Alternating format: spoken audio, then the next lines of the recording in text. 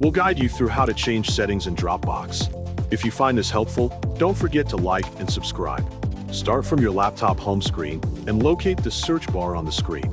Type Chrome in the search bar, then click Open to launch your web browser. Once Chrome is open, go to the address bar and type the Dropbox website URL, then press Enter to load the site. Log into your Dropbox account using your email and password, then wait until the dashboard loads completely.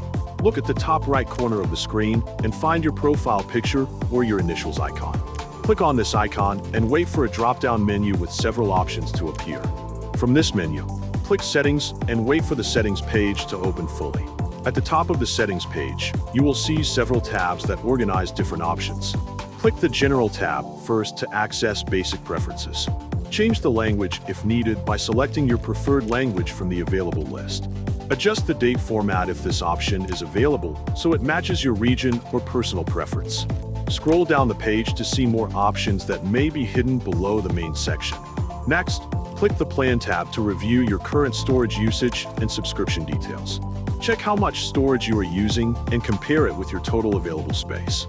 Upgrade or downgrade your plan if needed by selecting a different plan and following the on-screen instructions carefully. After reviewing your plan, click the Security tab to manage account protection features. Change your password to a strong and secure one if necessary by following the password update instructions provided. Enable two-factor authentication to add an extra layer of security to your account and protect your files. Review the list of connected devices to see where your account is currently logged in. Then, click the Notifications tab to control how Dropbox sends you alerts.